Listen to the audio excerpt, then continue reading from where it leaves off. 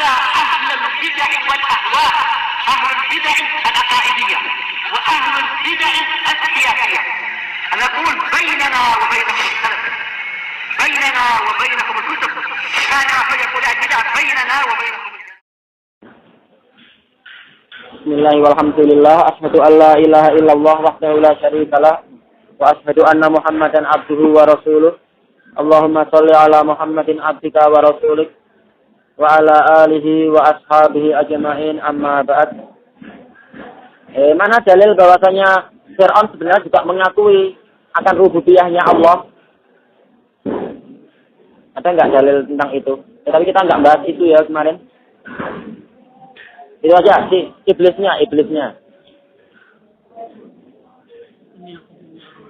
Dia mengatakan ini akhafullah rabbal alamin.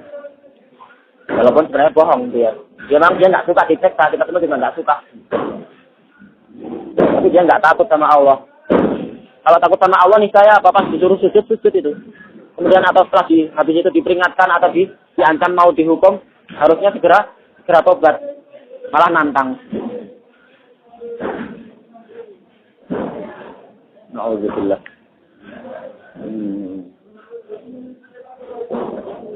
Mana dalil bahwasanya orang kafir, bahwasanya makhluk yang disembah selain yang disembah itu mereka sendiri nggak bisa menciptakan apa-apa.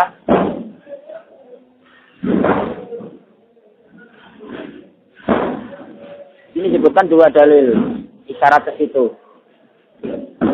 Yang satu isyarat, yang satu tansis.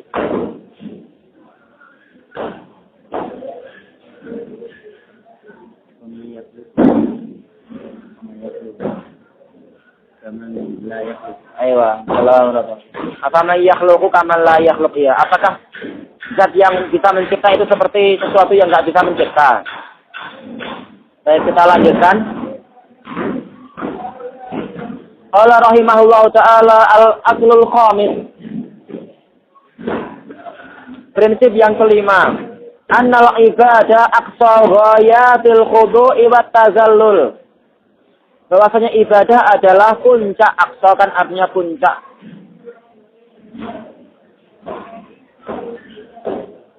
Puncak dari sama ghayat juga puncak juga.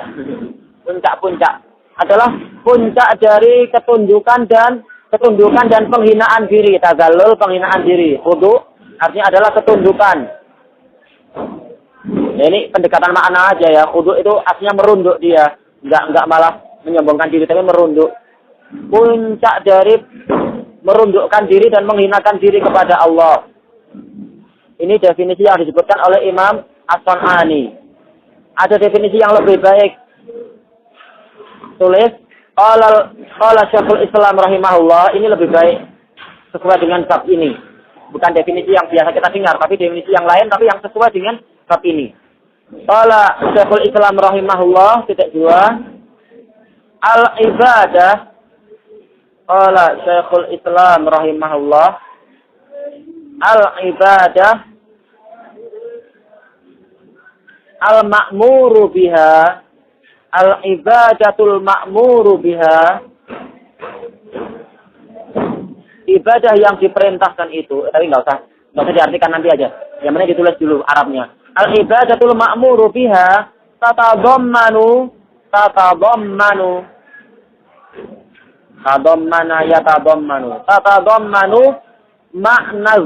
makna az-zul pakai zal. Wa makna al-hubb tatadammanu makna az-zul wa makna al-hubb.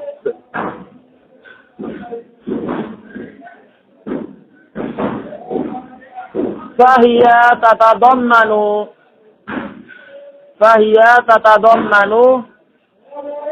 ghayata zulli lillah. Fahiya tatadammanu ghayata zul lillah, ghayata az-zulli lillahi ta'ala wa ghayatal mahabbati lahu. Selesai. Wa ghayata al mahabbah lahu. Fahiya tatadammanu ghayataz zulli lillahi ta'ala tatadammanu ghayataz zull lillahi ta'ala ghayah az-zull lillahi ta'ala wa ghayatal mahabbah wa ghayata al-mahabbah lahu. Artinya apa ini? Beliau mengatakan al-ibadatul ma'muru biha, ibadah yang diperintahkan itu adalah tatadammanu makna zul, mengandung makna kehinaan. Iya, kita sedang menghinakan diri kepada Allah Ta'ala yang maha agung dan perkasa itu. Wa maknal hub, juga mengandung makna kecintaan. Kita ibadahnya dengan penuh rasa cinta kepada Allah. Kita senang. Sholatnya karena senang. Puasanya juga karena senang. Sambil menghinakan diri kepada Allah. Bukan merasa terpaksa. Kapan ya puasa itu dimansuh? Enggak ada. Fahiya tatadammanu ghayata dzulli lillahi ta'ala. Maka ibadah itu mengandung puncak penghinaan. Apa? Puncak kehinaan untuk Allah Ta'ala. Maksudnya kita menghinakan diri untuk Allah Ta'ala. Wa ghayatal mahabbati lahu. Dan puncak rasa cinta untuk Allah Ta'ala. Ini diambil dari kitab beliau Al-Ubudiyah.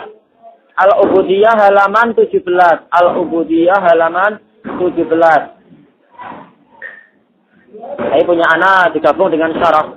Syarahnya Asy-Syaikh Ar-Rajihi hafizahullah ta'ala. Al-Ubudiyah halaman 17. Nah, sekarang pertanyaannya, kenapa anak perlu menukil ucapan Syekhul Islam di sini? Mana yang lebih lengkap? Punya Imam Sun'ani atau punya Syekhul Islam? Iya, punya Syekhul Islam lebih lengkap. Punya Imam Sun'ani cuma masalah apa? Masalah penghinaan diri. Kalau punya Syekhul Islam, ibadah mengandung apa? Dua perkara, penghinaan diri dan rasa cinta kepada Allah. Itu yang betul. Karena memang ibadah itu disertai dengan rasa cinta juga. Bukan sekedar menghinakan diri terpaksa atau apa. Baik, kita lanjutkan. Qala rahimahullahu ta'ala, walam tustakmal. Dan tidaklah ibadah itu dipergunakan. Tustakmal kan dipergunakan. Dipakai. Dan tidaklah dipakai illa fil khudu'i lillahi ta'ala. Kecuali di dalam perundukan diri kepada Allah Ta'ala. Ketundukan kepada Allah Ta'ala. Nah, ini tadi yang perlu disempurnakan kan? Ya, disertai dengan rasa cinta. Bukan sekedar apa? Merasa terpaksa, merasa takut saja. Tapi juga disertai rasa cinta. Li'annahu muli a'zaman ni'am. Bisa kita baca a'zama, bisa baca a'zami. Tergantung apa yang kita niatkan di sini. Bahwasanya Allah Ta'ala itulah yang mengurusi apa? Nikmat yang terbesar. Ya, bahkan seluruh nikmat ya, sekecil darah pun Allah Ta'ala yang memberikan pada kita. Dia yang mengurusinya, menyampaikannya kepada kita. Makanya kita tunduknya adalah kepada Allah. Bukan cuma tunduk, bahkan apa? Juga menghinakan diri kepada Allah Ta'ala.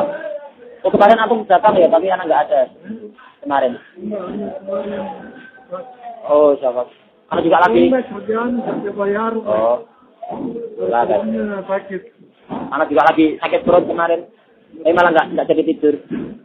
Harus jawab SMS banyak.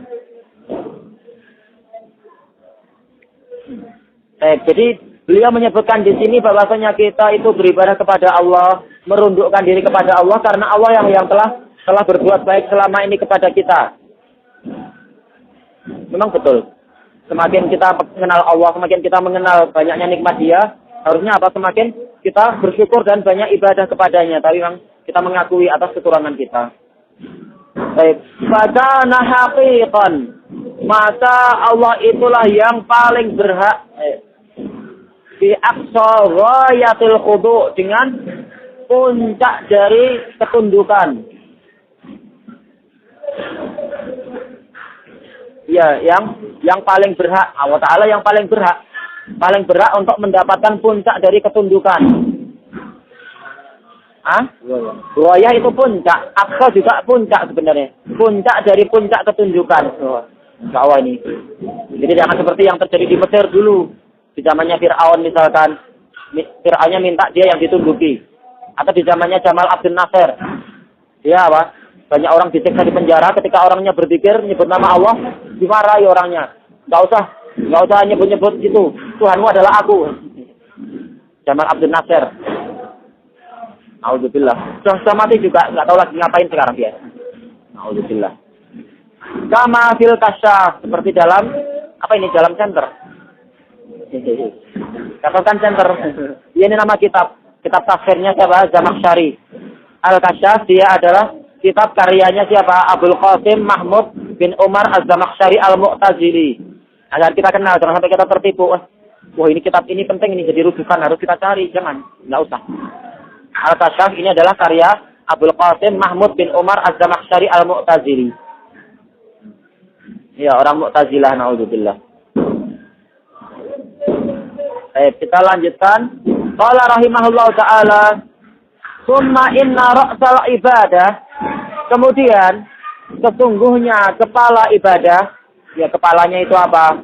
Wa asasaha, dan dasar dari ibadah itu apa? At-tauhidu lillahi ta'ala, adalah tauhid. Kita sholatnya adalah karena Allah Ta'ala, bukan karena calon mertua misalkan. Kita hajinya adalah karena Allah, bukan agar naik peringkatnya di mata bos kita, bukan. Tapi betul-betul lillahi ta'ala. Inilah yang namanya asas dari ibadah dan kepala dari ibadah, yaitu tauhidullah. Alladzi tufiduhu, yang memberikan faedah untuknya kalimatuhu, yaitu kalimatnya. Kira-kira kalimat apa ya? Ya kalimat la ilaha illallah itu. Kalimat la ilaha illallah memberikan faedah apa? Bahwasanya seluruh ibadah memang harus diberikan kepada Allah Ta'ala. Allati ilaiha ja'at, yang kepadanya lah ja'at, yaitu menyeru. Jami'ur rusul, seluruh rasul menyeru. Kepadanya lah seluruh rasul itu menyeru. Wa huwa qaulu la ilaha illallah, yaitu ucapan la ilaha illallah. Berarti ucapan la ilaha illallah adalah rasul amr, adalah kepala dari apa? Kepala dari agama ini. Jadi ucapan beliau di sini, wa huwa qaulu la ilaha illallah, kalau mau ditulis sedikit faedah dari Syekhul Islam, wa kana tauhid, wa kana at-tauhid, pendek aja ini. Wa kana tauhid bi qauli la ilaha illallah ra'sal amr, selesai. Wa kana tauhid bi qauli la ilaha illallah ra'sal amr. Bahwasanya tauhid dengan ucapan la ilaha illallah adalah kepala urusan ini, kepala agama ini. Al-amr maknanya adalah agama. Jadi agama ini kepalanya adalah la ilaha illallah. Selesai dari kitab Majmu'il Fatawa. Wa kana tauhid bi qauli la ilaha illallah ra'sal amr. Selesai dari kitab Majmu'il Fatawa yang pertama. Majmu' Fatawa yang pertama halaman 23. Halaman 23.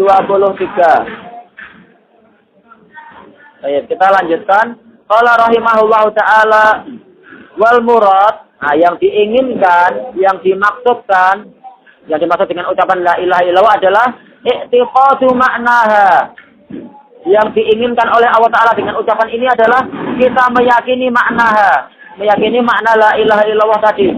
La mujarradu qawliha bil lisan, bukan semata-mata mengucapkan dengan lisan. Ya, bukan sekedar ucapan la ilaha illallah selesai tanpa kita meyakini dia benar atau salah. Harus ada keyakinan hatinya juga, bukan cuma ucapan di lidah aja seperti orang munafik, bukan. Wa maknaha, nah sekarang apa itu maknanya yang harus kita yakini? Ifradullah ta'ala bil ibadah wal ilahiyah, yaitu kita menunggalkan Allah, mengisahkan Allah, menunggalkan Allah Ta'ala dengan ibadah dan penyembahan. Ada yang masih ingat apa bedanya ibadah dan ilahiyah? Tauhidul ibadah dan tauhidul uluhiyah hampir sama kan? Kalau ibadah kaitannya dengan apa? Ibadah kaitannya dengan apa kalau ibadah? Iya, kaitannya dengan fi'il manusia, perbuatan manusia, fi'il ibad, perbuatan para hamba. Kalau ilahiyah terkait dengan apa? Ya, terkait dengan sifatnya Allah, haknya Allah. Baik. Wan nafyi, mana tadi? Wan nafyu wal bara'ah. Di antara kandungan maknanya adalah meniadakan dan berlepas diri min kulli ma'budin dunah, dari setiap yang disembah selain Allah. Dari setiap yang disembah selain Allah, kita berlepas diri. Makanya kalau kita lihat ada orang tiap hari berpikir mengucapkan la ilaha illallah, tapi juga apa? Sukanya kumpul di gereja. Nah, ini gimana kalau seperti itu? Kumpul di tempat peribadatan orang kafir. Nah, ini berarti apa? Ada kerusakan di dalam masalah akidah dia. Walaupun kita nggak langsung mengkafirkan, barangkali apa dia nggak paham. Dikira senang-senang di gereja itu boleh, nggak boleh. Wa qad alimal kufar. Orang-orang kafir itu telah mengetahui, tahu apa? Hadal makna, mengetahui makna ini. Orang kafir yang didakwai Rasulullah SAW, mereka tahu makna ucapan la ilaha illallah. Li'annahum ahlul lisanil arabi, karena mereka adalah orang yang berbahasa Arab. Lidahnya adalah lidah Arab, mereka paham makna la ilaha illallah. Faqalu, maka mereka mengatakan aja'alal alihata ilahu wahida. Apakah dia orang ini, yaitu Rasulullah, menjadikan sesembahan hanyalah satu sesembahan saja? Inna hadza la syai'un ujab. Sesungguhnya ini adalah perkara yang mengherankan. Ujab adalah perkara yang mengherankan. Perkara yang aneh. Ini ucapan ini menunjukkan apa? Mereka paham makna la ilaha illallah. Kalau orang sekarang apa? Orang awam kita banyak yang enggak paham ucapan la ilaha illallah, tapi apa kenyataannya mereka banyak yang mengagungkan selain Allah. Sesembahannya banyak. Tapi mengira mereka sudah masuk Islam. Nah, ini salah. Ini salah, harus didakwai baik-baik memang. Jadi kalau orang kafir yang di zaman Rasulullah, mereka paham bahwasanya ucapan la ilaha illallah mengharuskan apa? Bahwasanya sembahan hanyalah Allah dan yang lain harus ditinggal. Mereka paham itu. Tapi kenapa disebutkan dalam ayat ini mereka mengatakan ini perkara yang mengherankan? Katanya mereka paham. Kenapa heran? Mereka heran bukan karena nggak paham maknanya, tapi mereka heran karena apa? Ini menyelisih adat kebiasaan mereka. Menyelisihi adat kebiasaan mereka. Kebiasaan mereka bagaimana? Sesembahan itu banyak. Nah, sekarang disuruh cuma satu aja. Nah, makanya mereka merasa heran. Kenapa cuma satu? Selama ini kita menyembah sesembahan yang banyak. Selama berapa tahun? Alam ya, selama mungkin 600 tahun atau lebih. Sekarang nggak ada kan? Sebelumnya nggak diutus kepada orang-orang Quraisy seorang nabi pun. Sejak zamannya siapa? Zamannya Nabi Ismail sampai zamannya Nabi Muhammad SAW nggak ada nabi dari kalangan orang Arab. Semuanya dari Bani Israel. Jaraknya ribuan tahun tentunya. Sementara jarak antara Nabi Isa dengan Nabi Muhammad adalah 600 tahun. Sementara Nabi Isa nggak diutus kepada orang Quraisy. Makanya selama entah berapa ribu tahun mereka nggak paham itu. Tapi itu kalau mereka masuk neraka gimana? Kalau mereka masuk neraka, adil nggak Allah Ta'ala? Adil, karena mereka sebenarnya sudah ada dakwah sebelumnya, dakwahnya Nabi Ibrahim dan dakwahnya Nabi Ismail.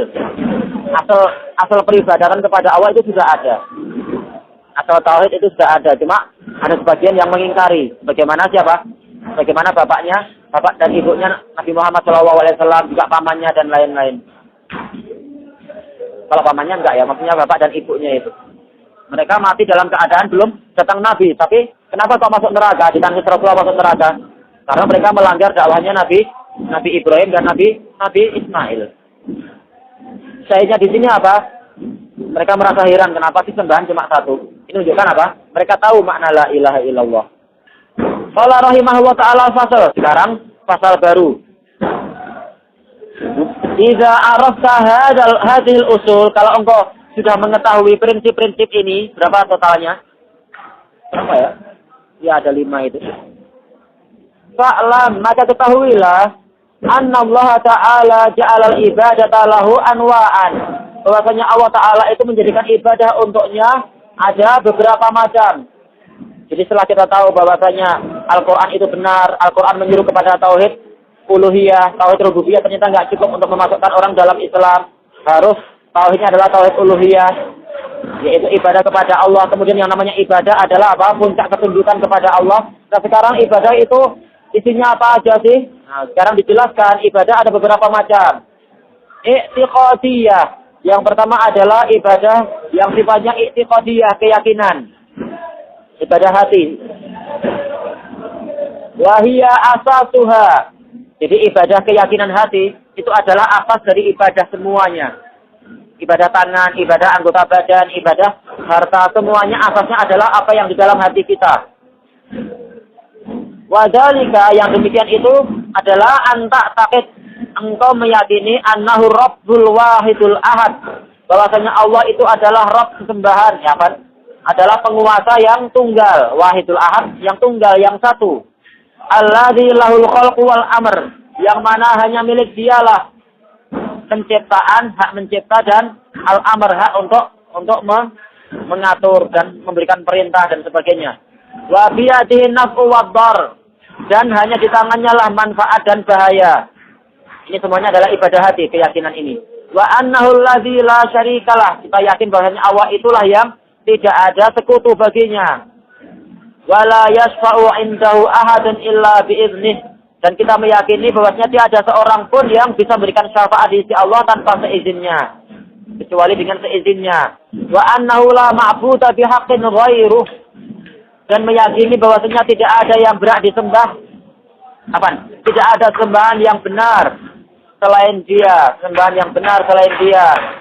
Wa ghairu zalika, dan yang selain itu mimma yajibu, dari perkara yang wajib, min lawazimil ilahiyah, dari konsekuensi hak peribadatan. Lawazim artinya konsekuensi, keharusan. Al ilahiyah, hak untuk diibadahi. Contoh ibadah hati apalagi ya? Rasa malu, al haya, kemudian apa? Syaja'ah, keberanian, ini juga bagian dari ibadah hati. Kemudian apa? Khaufullah, rasa takut pada Allah. Kemudian apa? Ar-raja, harapan kepada Allah, tawakkul kepada Allah. Ini semua juga ibadah hati. Ada kalam Syekhul Islam, tapi biar nggak capek, nggak usah ditulis, cukup itu aja. Cukup apa ya? Cukup ditulis apa bahasanya? Cukup ditulis itu Ungdur Majmu'ul Fatawa As-Sabi'. Lihat Majmu' Fatawa yang ke-7. Masalah apa? Bahwasanya asas dari ibadah semuanya adalah ibadah hati. Majmu' Fatawa yang ke-7 halaman 541. Satu saat mungkin butuh dibuka, buka itu. Insyaallah gampang. Majmu' Fatawa yang ke-7 halaman 541.